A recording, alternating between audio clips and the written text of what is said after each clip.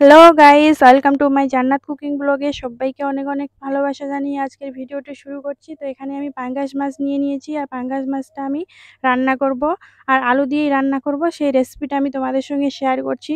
তো যাই হোক, মাছটা আমি ধুয়ে ধায়ে পরিষ্কার করে নিয়ে চলে আসছি। আর এখানে 500 গ্রাম পাঙ্গাস মাছ নিয়েছিলাম আমি।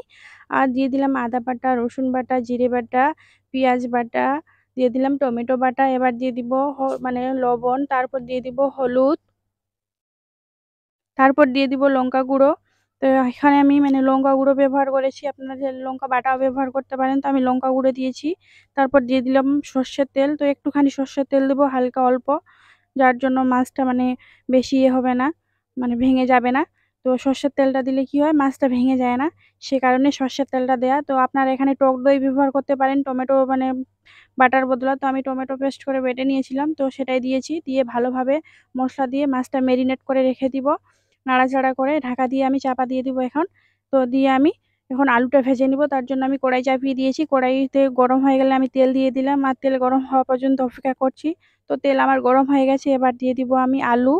তো আলুটা আমি একদম পাতলা পাতলা করে কেটে নিয়েছি, ছোট সাইজ করে, খোসা ছাড়িয়ে। তো দেখতে পাচ্ছেন এখানে আমি আলুটা ভেজে নেব। তো একটু লবণ দিয়ে দিলাম আলুতে ভাজার জন্য।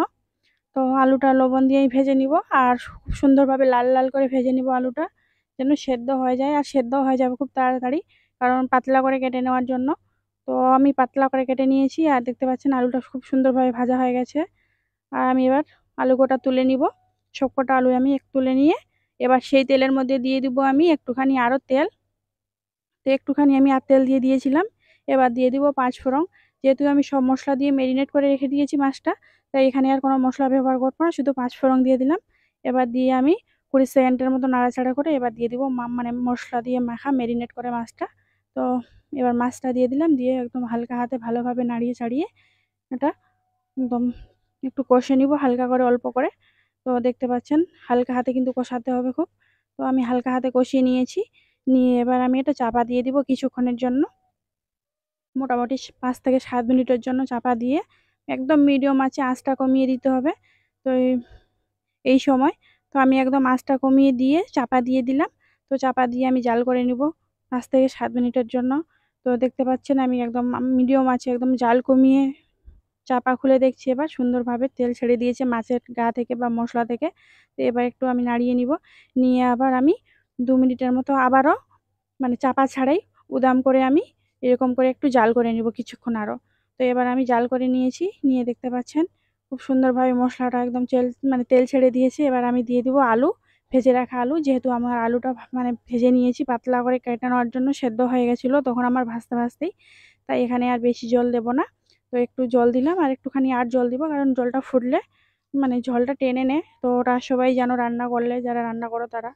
তো যাই হোক, এখানে আমি ঝোল দিয়ে দিলাম, দিয়ে মানে জাল করে নিব হাই হিটে। তো জাল করে নিয়ে দেখতে পাচ্ছেন আমার ফাইনালি রান্না কমপ্লিট হয়ে গেছে। আর রান্নার কি সুন্দর কালার চলে আসছে, আর মাছগুলো কত সুন্দরভাবে হয়ে আছে, এক তো ভাঙিনি। আর দেখতে পাচ্ছেন আলুগুলো খুব সুন্দর হয়ে আছে।